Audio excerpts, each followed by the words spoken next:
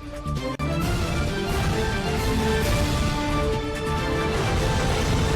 हैं यू भारत, हर वक्त सच के साथ। नमस्कार, आप देख रहे हैं यू भारत और मैं हूं आपके साथ मनीषा पाटीदार। बुलेटिन की शुरुआत करेंगे, उससे पहले नजर डालेंगे सुर्खियों पर।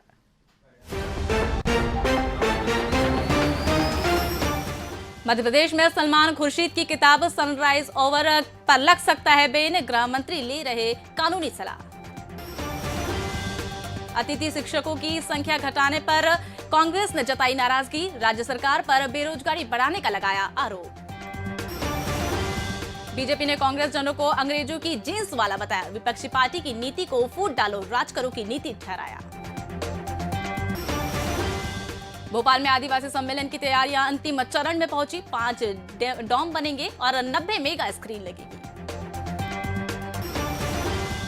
जबलपुर के कांग्रेस विधायक संजय यादव के नाबालिग बेटे ने की खुदकुशी, पिता की लाइसेंसी रिवॉल्वर से मारी खुद की कनपटी पर गोली। अब खबरें विस्तार से। मध्य प्रदेश के गृह मंत्री डॉक्टर नरोत्तम मिश्रा ने कांग्रेस नेता सलमान खुर्शीद की किताब सनराइज ओवर अयोध्या पर बैन लगाने को कहा। उन्होंने इसके लिए जल्द ही कानून के जानकारों से राय लेने की बात कही। मिश्रा ने प्रेस ब्रीफिंग में किताब की निंदा की और खुर्शीद को हिंदुत्व को खंडित करने को कोई अवसर नहीं छोड़ने वाला लेखक बताया है। गृह मंत्री ने कांग्रेस नेता पर हिंदुओं को जातियों में बांटने का काम करने का आरोप लगाया और महान भारत को बदनाम करने वाला ठहराया। उन्होंने कहा कि कांग्रेस के प्रदेश अध्यक्ष कमलनाथ भी उनकी टीम का भाग है, जो हिंदुत्व और हमारी आस्था पर प्रहार करने का कोई अवसर नहीं छोड़ते हैं। बहुत निंदनीय पुस्तक उन्होंने छापी है।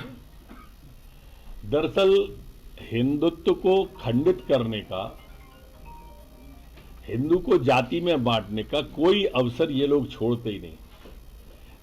अपने भारत देश को खंडित करने का, भारत तेरे टुकड़े होंगे इंशाअल्लाह इंशा वाले के बाद सबसे पहले राहुल गांधी गए थे ना, वो वही विचार है जिसको सलमान खुर्शीद आगे बढ़ा रहे हैं। महान भारत नहीं बदनाम भारत है जो कमलनाथ जी ने कहा था, वो उसी का पार्ट है। कैसे भी देश जातियों में बढ़ जाए, हिंदुत्व के टुकड़े हों और इसलिए हमारी आस्था पर प्रहार करने का कभी कोई अवसर नहीं छोड़ा। जैसे हिंदुत्व के बारे में सुप्रीम कोर्ट कह चुका है कि हिंदुत्व एक जीवन पद्धति है, उस हिंदुत्व के ऊपर भी उनने सवाल उठा दिए। अब सोनिया गांधी जी इसको स्पष्ट करें कि वो किसके साथ हैं, और मैं मध्य प्रदेश के लॉ विशेषज्ञों से राय कराऊंगा और मध्य प्रदेश में इस किताब को बैन करेंगे।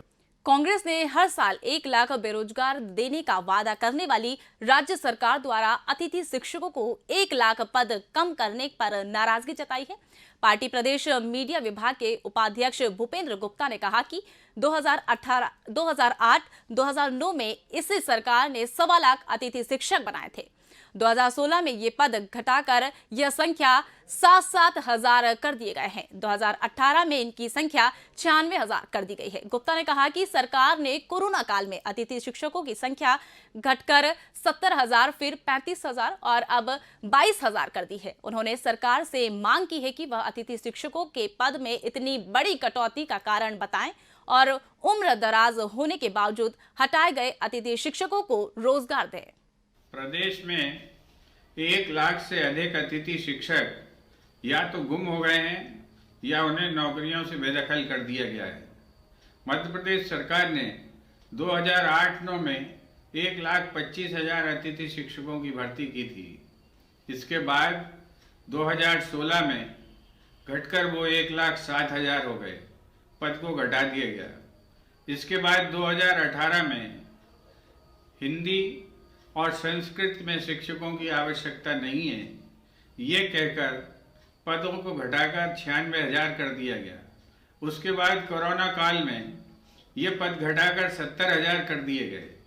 इसके बाद एकल परिषद एक शाला के नाम पर इन्हें घटाकर 35,000 कर दिया गया। आज 22,000 शिक्षक कर्मी मौजूद हैं। 1 लाख से ज़्यादा शिक्षक कहाँ गुम हो गए? मध्य प्रदेश सरकार को इसका जवाब देना चाहिए। मध्य प्रदेश पर सरकार का जो GFMC पोर्टल है वो लॉगिन भी नहीं हो रहा और व्यर्थ पड़ा हुआ है। ये सरकार की व्यवस्था है। 1 लाख नौकरियां हर महीने देने का वादा करने वाली जुमला सरकार बताए कि ये 1 लाख से ज्यादा अतिथि शिक्षक कहाँ गायब हो गए?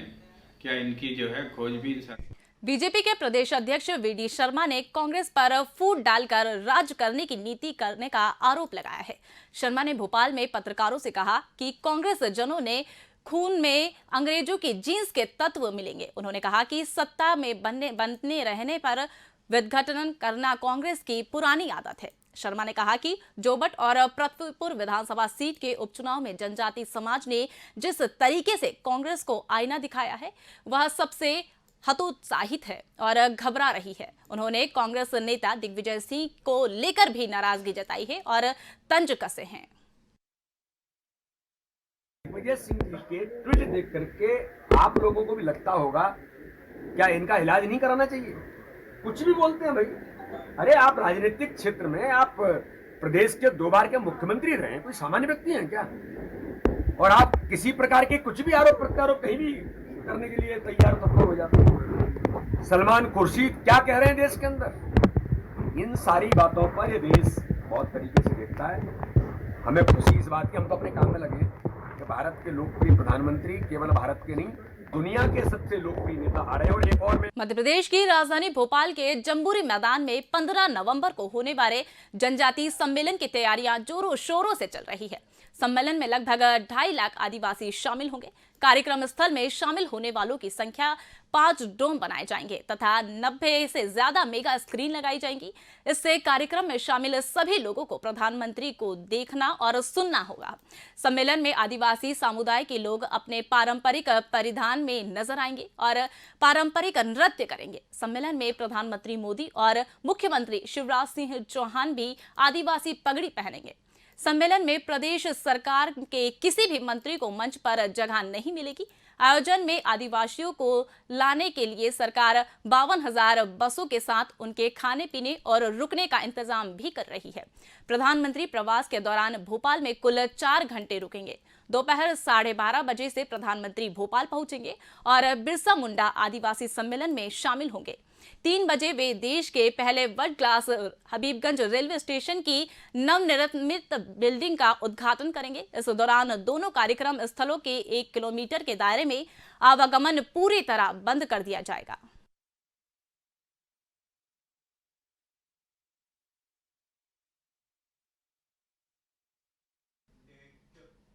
भोपाल में डेंगू और वायरल जैसी बीमारियों को फैलाने से रोकने के साथ उपभोक्ताओं को मिलावटी खाद्य सामग्री के उपयोग से बचाने के लिए सघन चेकिंग अभियान चलाया जा रहा है। इसके तहत गुरुवार को फूड एंड ड्रग्स डिपार्टमेंट के अमले ने जहांगीराबाद क्षेत्र में चेकिंग की।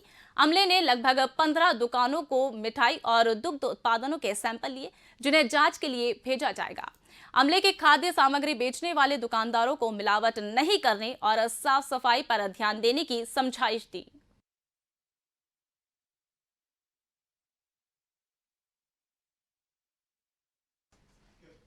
आजादी के अमृत महोत्सव के तहत भोपाल में इंडियन वेटनरी एसोसिएशन में महिला प्रकोष्ठ का प्रथम राष्ट्रीय अधिवेशन का आयोजन 13 एवं 14 नवंबर को किया जाएगा। अधिवेशन में देश भर में 300 पशु चिकित्सकों, वैज्ञानिकों, शिक्षाविदों और उद्यमी महिलाएं भी शामिल होने की उम्मीद जता रहे हैं। प्रकोष्ठ की राष्ट्रीय संयोजक डॉक्टर लक्ष्मी निवासन ने बताया कि शक्ति के नाम से होने वाले अधिवेशन में महिला पशु चिकित्सकों की सशक्तिकरण पर विचार मंथन किया जाएगा।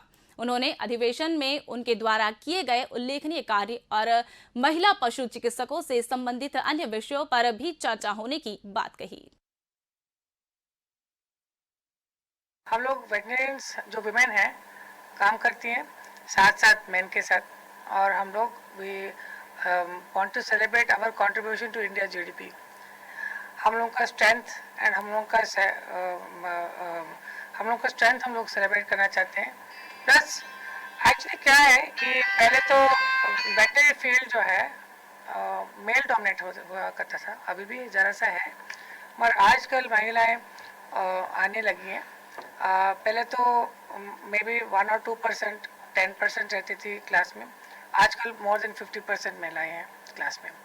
एंड जो इंफ्रास्ट्रक्चर है, हम लोग तो करते हैं काम एंड पूरे दिल और दिमाग से करते हैं सारे, मगर जो इंफ्रास्ट्रक्चर है वो यूजुअली, और जो पॉलिसीज़ हैं या इंफ्रास्ट्रक्चर है यूजुअली अभी मेल सेंट्रिक है। एंड हमको अगर हमारा योगदान और बढ़ाना है और हमारा पूरा ही कैपेसिटी को दिखाना है, तो एनवायरनमेंट जो है, जो वर्किंग एनवायरनमेंट जो है, should be made towards women veterinarians. सभी बिंदुओं पर पूरे देश भर की महिलाएं आ रही है, सभी जो इंफ्रास्ट्रक्चर वर्तमान में है उनमें क्या क्या सुधार हो सकता है, क्या क्या सवाल, इसलिए हमने कहा ना भोपाल संकल्प पत्र लेडी वेटर डिक्लेरेशन करेगी, यहाँ पूरा उसको हम जारी करेंगे आप मीडिया के माध्यम से भी, कौन कौन सी चीज़ें सुझाव आए हैं सब जगह से, कैसे इसको सशक्त किया सकता है। सबसे बड़ी बात है भारत के पशुपालन के माध्यम से किसानों की आय कैसे दोगुनी हो। आज के समय में सबसे बड़ा प्रधानमंत्री से लेकर हमारे मुख्यमंत्री सभी का यही है, किस प्रकार से हम किसानों की आय दोगुनी करने में क्या भूमिका हो सकती है, किस प्रकार से वन हेल्थ जो कंसेप्ट आया है कि हमें नई जो ह्यूमन में डिसीज है, न्यू इमर्जिंग डिसीज, उसमें 75% जोनोटिक है एनिमल्स, उनको कैसे रोका जा सके, इन सब बातों को होलिस्टिक सभी बातों पे समग्र विचार होगा। और सभी को मुझे लगता है जब ये पत्र बनेगा, ये प्रपत्र जो हम पूरा डिक्लेरेशन जारी करेंगे, घोषणा पत्र जो भी हमारा है, उसको आप लोगों के सामने मीडिया। जबलपुर में बरगी विधानसभा क्षेत्र के कांग्रेस के विधायक संजय यादव के 17 वर्षीय बड़े बेटे वैभव यादव उर्फ विभू ने गोली मारकर आत्महत्या कर ली। इसमें 5 पन्ने का अंग्रेजी में लिखा सुसाइड नोट भी छोड़ा गया। इसमें मम्मी पापा बहुत अच्छे बताए गए हैं और दोस्तों द्वारा उसे बुलाने की बात कही गई है। पुलिस के मुताबिक विभू ने गुरुवार को दोपहर 3 बजे घर में पिता की लाइसेंसी रिवॉल्वर से खुद की कनपटी पर गोली मार ली। घटना के वक्त घर में कोई भी नहीं था और विधायक कमलनाथ की प्रस्तावित यात्रा को लेकर बुलाई गई बैठक में गए थे।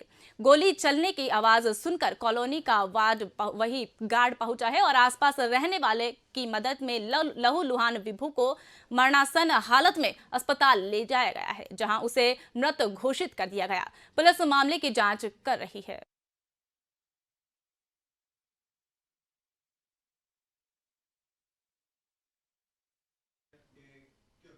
वक्त हो चला एक छोटे से ब्रेक का, मिलते हैं ब्रेक के बाद।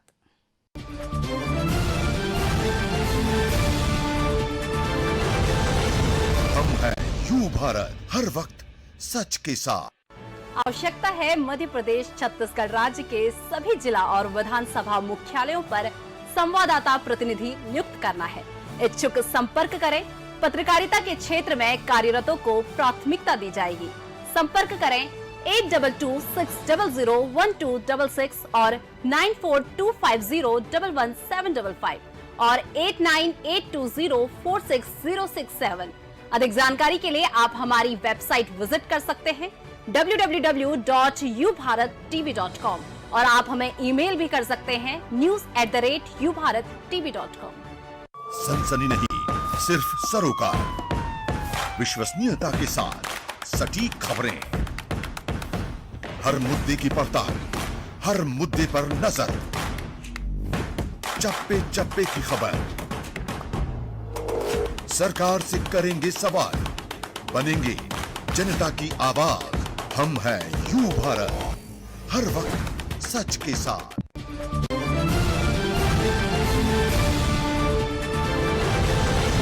हम हैं यू भारत, हर वक्त सच के साथ। ब्रेक के बाद दोबारा स्वागत है आपका। बढ़ते हैं एक खबरों की ओर।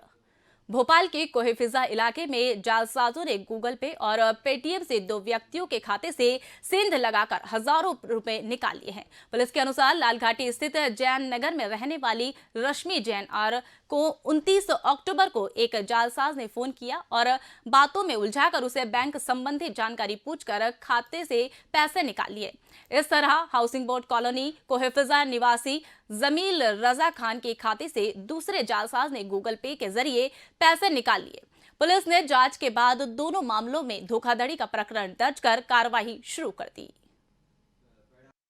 हाँ, साइबर फ्रॉड के अपराधियों के शिकंजे पर एक सामान्य आदमी शिकार होते जा रहे हैं। कल दिनांक कोहेफिजा में 2 ऐसे प्रकरण आए हुए हैं जिसमें फ़ोन पे और गूगल पे के माध्यम से धोखाधड़ी की गई है और संबंधित जो भी नंबर है उस पर प्राथमिकी दर्ज की गई है और प्रकरण को विवेचना में लिया गया है। अभी आरोपियों की गिरफ्तारी नहीं हुई है। आरोपियों की पता रस्सी के पूरे प्रयास किए जा रहे हैं और निकट भविष्य में जल्दी ही गिरफ्तारी के प्रयास। भोपाल के नजीराबाद पुलिस थाना क्षेत्र में डंपर ने बाइक को टक्कर मार दी, जिसमें उस पर सवार एक युवक की मौके पर ही मौत हो गई और दूसरा गंभीर रूप से घायल हो गया। घायल युवक को अस्पताल में भर्ती कराया गया। पुलिस के मुताबिक नरसिंहगढ़ मेन रोड स्थित मेगरा नवीन चौराहे पर हुई घटना के बाद डंपर चालक वाहन छोड़कर फरार हो गया। पुलिस ने मौके से डंपर जब्त कर फरार चालक की तलाश शुरू कर दी। भोपाल में हिट एंड रन का मामला सामने आया है, जिसमें एक सिपाही की जान चली गई। पुलिस के मुताबिक थाना सूकी सेवनिया में पदस्थ सिपाही ऋषिकेश गुर्जर एक समन तालीम करने वाला निकला था, जो बाईपास ग्राम चोपड़ा कला के बीच किसी अज्ञात वाहन से उसे टक्कर मार दी और रोंता हुआ चला गया, जिससे सिपाही की मौके पर ही मौत हो गई। घटना की सूचना पर पहुंची पुलिस आरोपी वाहन की तलाश शुरू कर दी है। पुलिस सीसीटीवी फुटेज में खंगाल रही है ताकि घटना का कोई सुराग मिल सके। थाना सूकी सेवनिया में आरक्षक ऋषिकेश गुर्जर पदस्थ है। समन्स वारंट का काम देखते थे। कल अपनी ड्यूटी के दौरान ही किसी अज्ञात वाहन ने, जब वो ड्यूटी पे थे, जा रहे थे, उसी दौरान में बाईपास चौराहे से चौपड़ा के बीच में रोड पर किसी अज्ञात वाहन ने उनको टक्कर मारी, जिससे डेथ हुई है। और ऋषिकेश गुर्जर ने बहुत ही मेहनती, निष्ठावान कर्मचारी थे हमारे। बहुत ही दुखद है ये घटना।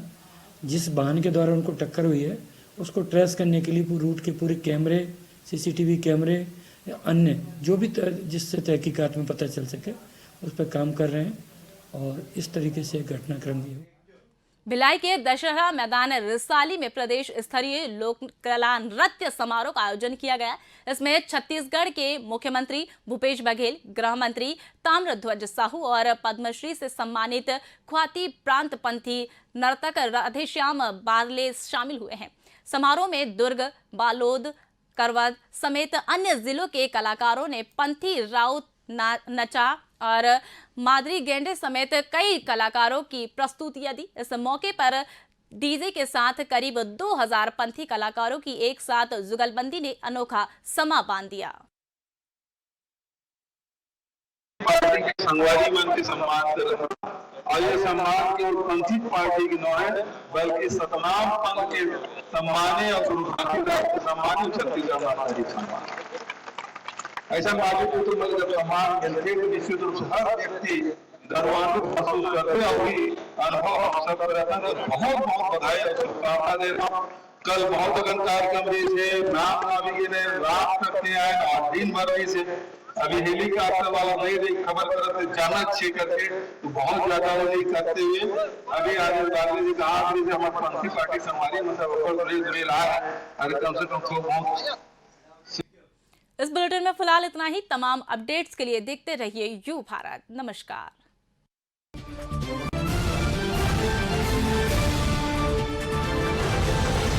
हम हैं यू भारत, हर वक्त सच के साथ।